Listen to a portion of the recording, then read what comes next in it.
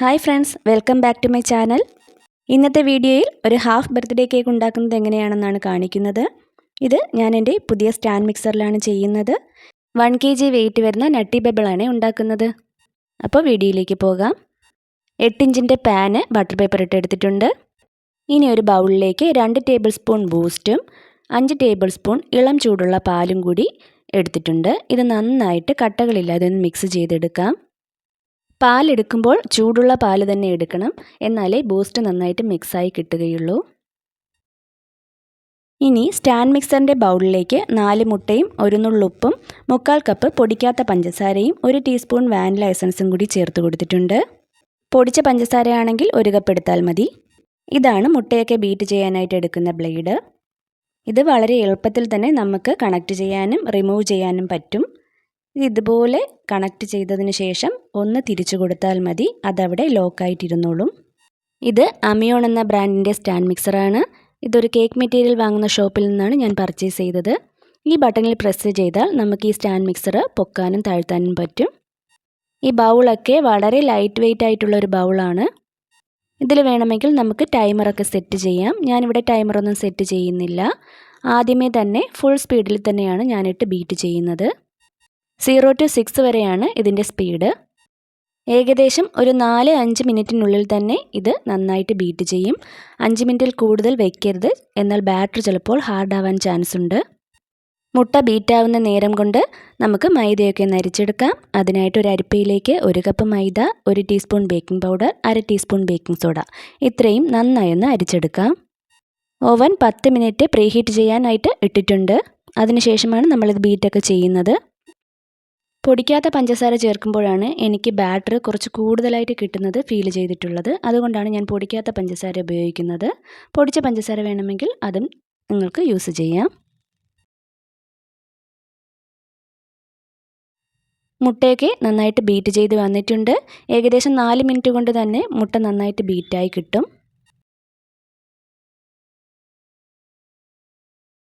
പഞ്ചസാരയൊക്കെ അലിഞ്ഞിട്ടുണ്ടോ എന്ന് നമുക്കിതുപോലെ ഒരു സ്പൂൺ കൊണ്ട് വേണമെങ്കിൽ ഒന്ന് ചെക്ക് ചെയ്ത് നോക്കാം.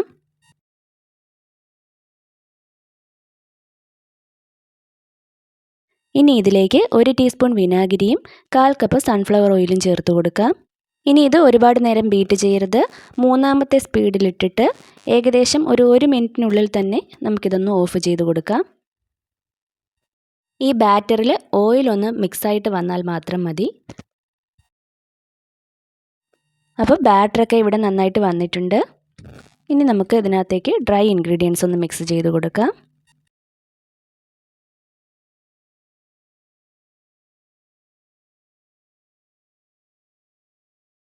കുറേശ്ശെ മൈദാമാവ് ചേർത്ത് പതിയെ കട്ട് ആൻഡ് ഫോൾഡ് മെത്തേഡിൽ ഒന്ന് ഫോൾഡ് ചെയ്തെടുക്കാം.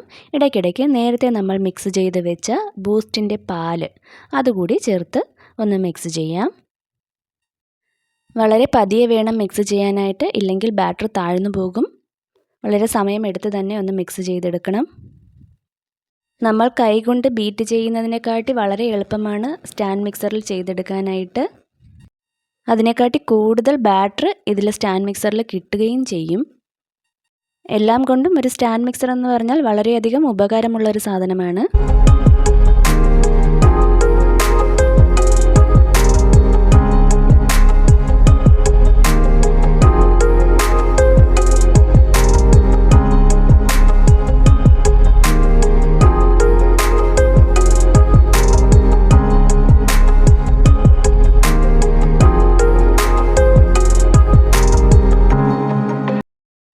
അപ്പോൾ ഇവിടെ ബാറ്ററൊക്കെ നന്നായിട്ട് മിക്സ് ചെയ്തെടുത്തിട്ടുണ്ട്. ഇനി ഇത് ടിന്നിലൊഴിച്ച് ഒന്ന് ബേക്ക് ചെയ്യാനായിട്ട് വെക്കാം. നന്നായിട്ട് എയർ ബബിൾസൊക്കെ കളയാൻ ശ്രദ്ധിക്കണം.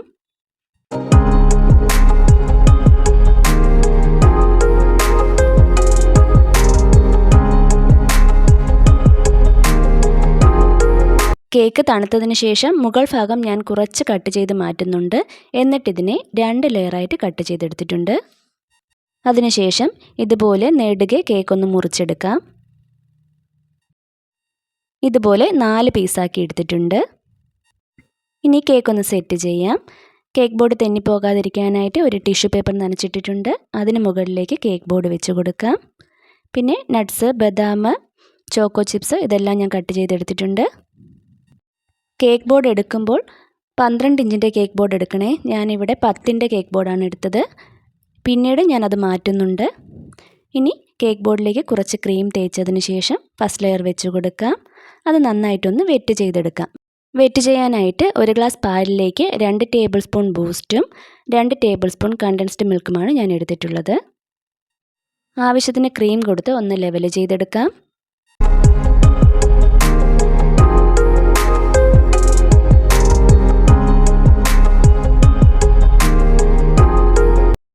ഇനി ഫില്ലിങ്സ് ഇട്ട് കൊടുക്കാം. നട്ട്സ്, ബദാം ചെറുതായിട്ട് കട്ട് ചെയ്തതും, വൈറ്റ് ചോക്കോ ചിപ്സും, ഡാർക്ക് ചോക്കോ ചിപ്സും, പിന്നെ കുറച്ച് ബൂസ്റ്റും കണ്ടൻസ്ഡ് മിൽക്കുമാണ് ഞാൻ ചേർക്കുന്നത്. കണ്ടൻസ്ഡ് മിൽക്കിന് പകരം നിങ്ങൾക്ക് വേണമെങ്കിൽ വൈറ്റ് ചോക്ലേറ്റ് ഗനാഷും ചേർക്കാം. പക്ഷേ എനിക്ക് കുറച്ചുകൂടി ടേസ്റ്റ് തോന്നുന്നത് ഈ കണ്ടൻസ്ഡ് മിൽക്ക് ചേർക്കുമ്പോഴാണ്. ഇതുപോലെ എല്ലാ ലെയറും ഒന്ന് ചെയ്തെടുക്കാം.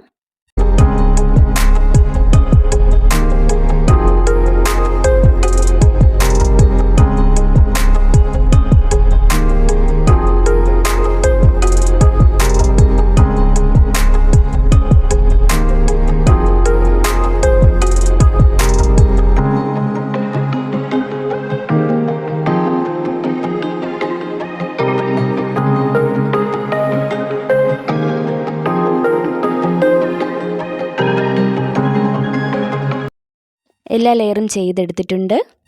ഇനി കേക്ക് അനങ്ങാതിരിക്കാനായിട്ട് 2 സ്റ്റിക്ക് കൂടി കൊടുക്കാം. അതിനുശേഷം കേക്ക് ക്രം കോട്ട് ചെയ്തിട്ട് അരമണിക്കൂർ ഫ്രിഡ്ജിലൊന്ന് സെറ്റ് ആവാനായിട്ട് വയ്ക്കാം. എന്നിട്ട് ഫൈനലൈസിങ് ചെയ്യാം.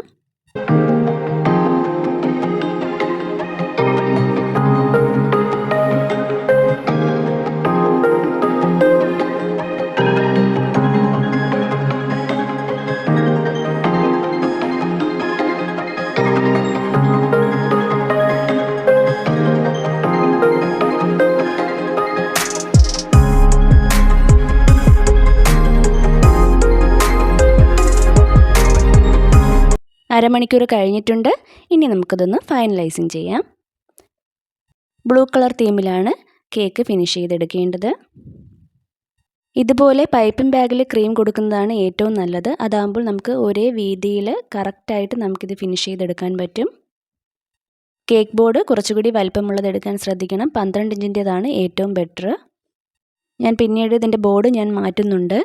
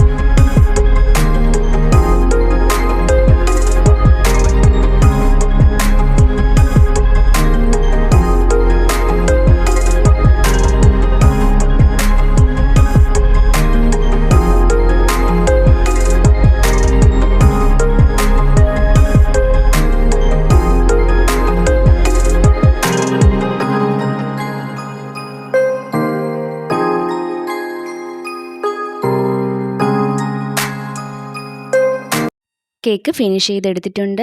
ഇനി സൈഡിലൊക്കെ ചെറിയൊരു ബോർഡർ കൊടുക്കാം.